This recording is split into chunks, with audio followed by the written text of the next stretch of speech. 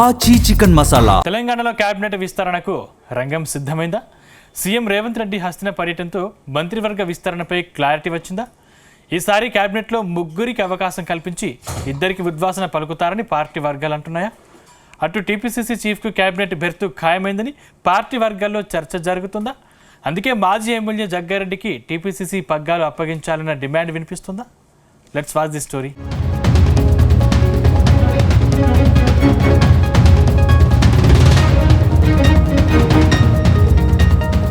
తెలంగాణ రాజకీయాల్లో మంత్రివర్గ పునర్వ్యవస్థీకరణపై ఊహాగానాలు మళ్లీ ఊపందుకున్నాయి.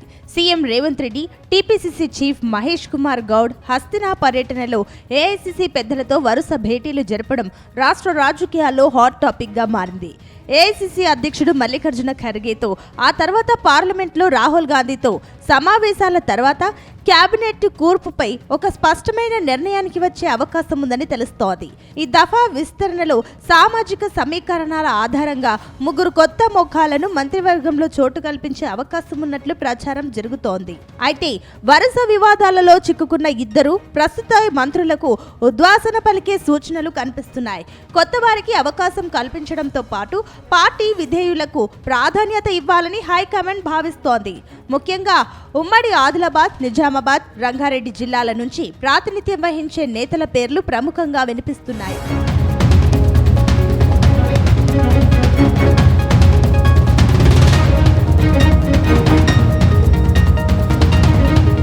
ప్రస్తుతం మంత్రులుగా ఉన్న వారి శాఖల్లో కూడా భారీగా మార్పు చేసే అవకాశం ఉందనే చర్చ జరుగుతోంది. అలాగే పాలనా వేగాన్ని పెంచేందుకు కీలకమైన శాఖలను సమర్థులైన నేతలకు అప్పగించాలని ముఖ్యమంత్రి భావిస్తున్నారట. ముఖ్యంగా టీపీసీసీ చీఫ్ మహేష్ కుమార్ గౌడ్ను మంత్రివర్గంలోకి తీసుకుంటారని ప్రచారం సాగుతోంది. ప్రస్తుతం నిజామాబాద్ జిల్లాకు మంత్రివర్గంలో ప్రాతినిధ్యం లేదు. అలాగే రంగారెడ్డి జిల్లాకు కూడా అవకాశం లేదు.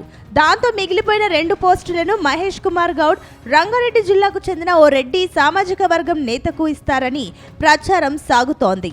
ఒకవేళ రంగారెడ్డి జిల్లా కోటలో మంత్రి పదవి రెడ్డి నేతకు ఇవ్వని పక్షంలో స్పీకర్ గడ్డం ప్రసాద్ కుమార్ పేరును సైతం ప్రతిపాదించినట్టు ప్రచారం సాగుతోంది. అలాగే కొన్ని ముఖ్యమైన పోర్ట్ఫోలియోలలో మార్పులు చేయడం ద్వారా ప్రభుత్వ ప్రతిష్టను పెంచాలనేది రేవంత్ రెడ్డి వ్యూహంగా కనిపిస్తోంది. ఇప్పటికే పెండింగ్ లో ఉన్న నామినేటెడ్ పదవుల భర్తీపై కూడా ఈ భేటీలో ఒక నిర్ణయానికి వచ్చే ఛాన్స్ ఉందని అంటున్నారు.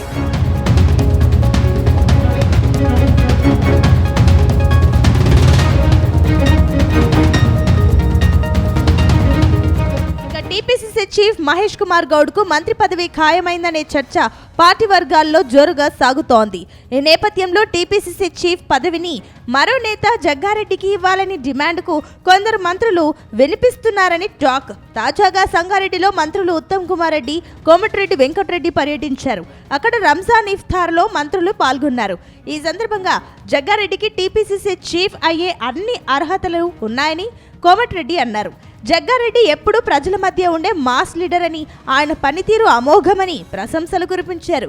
దివంగత నేత పి జనార్దన్ రెడ్డి తరహాలో జగ్గారెడ్డికి ఆపదలో ఉన్న వారిని ఆదుకునే గుణం ఉందంటూ ఆయన్ని మరో పీజీఆర్గా అభివర్ణించారు. ఒకవేళ జగ్గారెడ్డికి పీసీసీ పగ్గాలు అప్పగిస్తే వచ్చే ఎన్నికల్లో కాంగ్రెస్ పార్టీ సునాయాసంగా 100 సీట్లు గెలుచుకుంటుందని మంత్రి ధీమా వ్యక్తం చేశారు. అయితే టీపీసీసీ చీఫ్కు మంత్రి పదవి ఖాయమైన సంకేతాల నేపథ్యంలో జగ్గారెడ్డికి టీపీసీసీ ఇవ్వాలనే ప్రతిపాదనను మంత్రులు బయట పెట్టారనే ప్రచారం సాగుతోంది.